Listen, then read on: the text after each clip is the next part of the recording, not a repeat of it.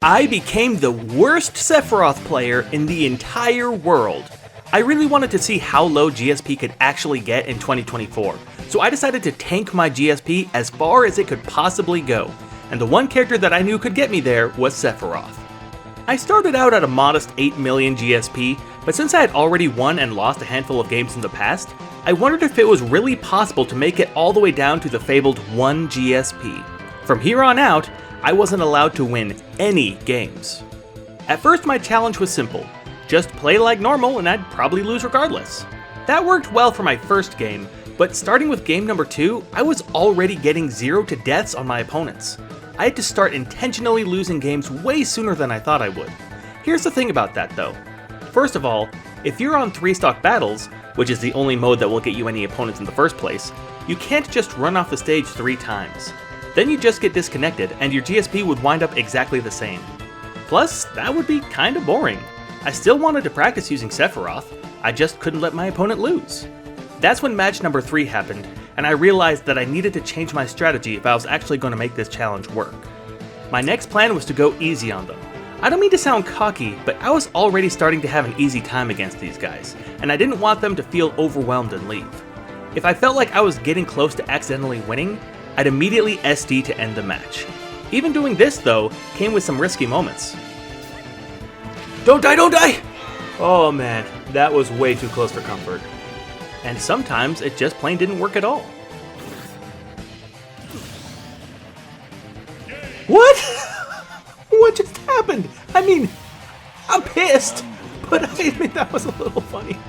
And sometimes I just ended up getting a little too competitive when I thought I was guaranteed to lose. No! No! I didn't think that would kill! Ah! I was at 186%. Why couldn't you kill me? But there were also times when the other person just plain didn't want to win. Come on, use a spell.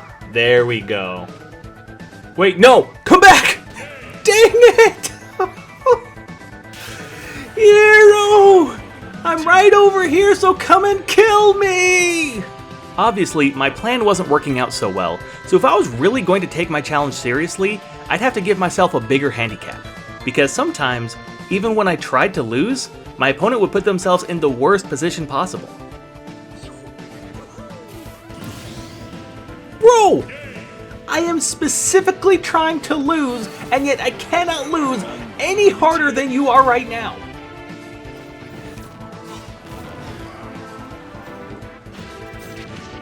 Uh-oh. Wait, who died first? What? What? How am I even supposed to respond to that? That was insane! I now needed to sacrifice a stock at the beginning of every battle, just so I never got too big of a lead. And meanwhile, my GSP was falling all the way below 2 million. This is a really important number to know, because this is where we get to about 2 standard deviations below the mean. In layman's terms, I had made it into the inverse Elite Smash. Every match now mattered more than the last, because if I won any more games, I'd be gaining a lot more GSP than I lost. No! No! Stupid monkey! Stop letting me style on you! I was slowly going nowhere. I'd spent days on this challenge already, and I was still just barely below 2 million GSP. Instead of losing GSP by the thousands, I was losing it by the hundreds. If I really could make it down to 1 GSP, how long was this going to take me? That's when I noticed something. Wait, my GSP didn't go down. Is that it? Am I done? Turns out, your GSP can stagnate. If the person you're playing against has way more GSP than you, sometimes neither of your GSP will change. Sometimes your GSP will go down and theirs will go up. But so long as you find someone with low GSP, yours can always fall a little bit lower. Now my challenge would take twice as long. I saw that I could still lose GSP, but only against some of my opponents. Pretty soon, I was losing GSP for only 1 out of about every 10 games I played. But so long as I found at least someone who could lower my GSP, I had to keep playing. And if I accidentally beat anyone, it would take hours to get back to where I was. Eventually though, after days of grinding, I'd finally found a number where I couldn't go any lower. 1,917,106. So, is that it? Is that the lowest number that GSP can go? Here's what I learned. So long as you lose to someone with a low enough GSP, your GSP can always go lower. So theoretically, your GSP could go all the way down to 1, but in real life, that's never going to happen.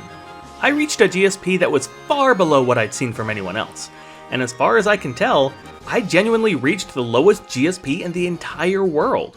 Practically speaking, I reached the lowest number you could possibly get in quick play in the year 2024.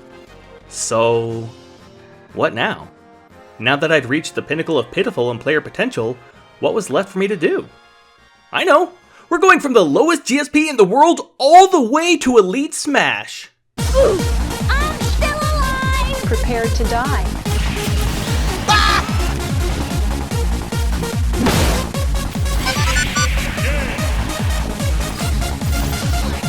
Dude, stop! Dude! Out of my car now!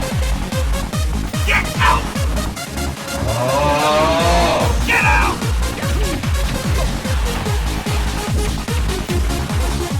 YOLO! Big good!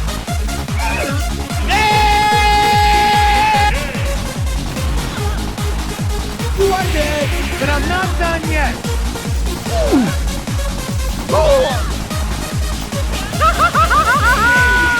You're dead! Yo, I can't chill right now.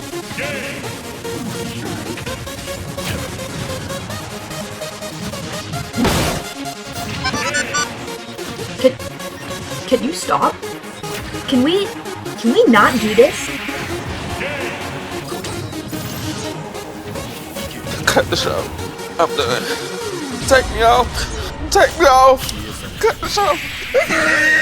Let me tell you, getting myself out of the bottom was way more fun than getting myself in there to begin with.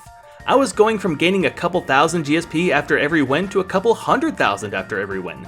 At one point, I went on an absolute tear, winning 57 games in a row. Heck, I'd only lost one match all the way up to 11 million GSP, and that was against a laggy Bowser with no friends. Once I made it back up to the Elite Smash qualifiers though, I quickly remembered one important thing. Sephiroth kinda sucks. He has the weight of Kirby, the size of King K. Rool, the frame data of Ganondorf, and the killing potential of Inkling. The common argument I hear for Sephiroth is his long range, but it also requires pinpoint accuracy, which isn't very reliable when you're going up against any character with at least viable aerial mobility. Then there's his wing, which again, isn't reliable. Once you lose it, it's gone until your next stock, and I was surprised just how easily it can disappear. Maybe it was just because I was going up against a lot of true top tiers like Joker and Mario, but everything between 11 million GSP and Elite Smash was way more challenging than I expected it to be. I actually got pretty dang close to getting into Elite Smash without much trouble, until I ran into a stupid Ridley player. After losing to him in a close game, I went on a spiral that I couldn't seem to get myself out of. I'd work my way back up to 12 million and a half GSP, run into a Joker player, and then keep losing until I was back down to 11 million again. What?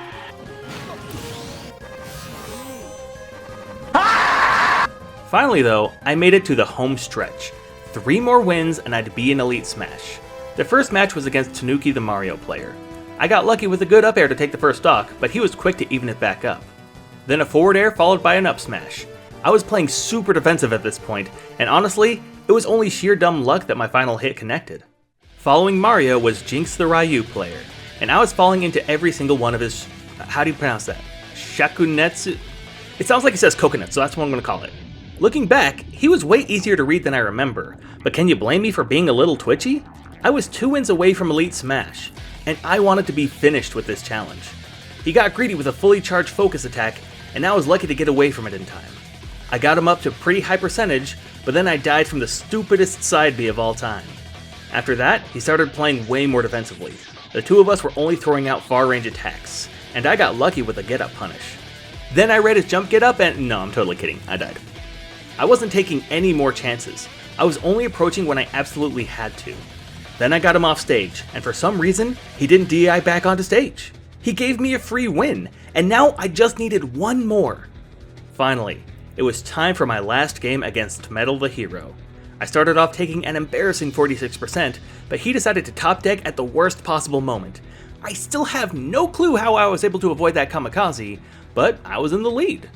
Yeah, that hero was able to take the stock relatively quickly, and with a quick heal, we were essentially even again. We were going back and forth with wild hit after wild hit. I got him with a Mega Flare, he got me with the thwack. One apiece. Winner gets into Elite Smash. My only saving grace was that he was just as nervous as I was. And with the most opportune counter of my life, I won the game. Is that it? Did I really win? Yeah. Oh, I'm so happy to be done. And there it is. I'm going back to using Mithra. So, what did I learn from this challenge? Well, first of all, GSP really doesn't matter until you're right at the Elite Smash threshold. I was battling people at 2 million GSP who were harder to beat than people at 10 million GSP. I learned that almost every single teabagger was between 11 and 13 million GSP.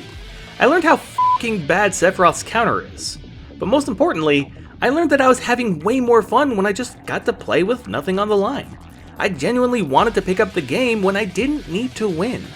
That's why ever since I completed this challenge, I've solely been using Little Mac. Ain't no way I'm winning with that guy.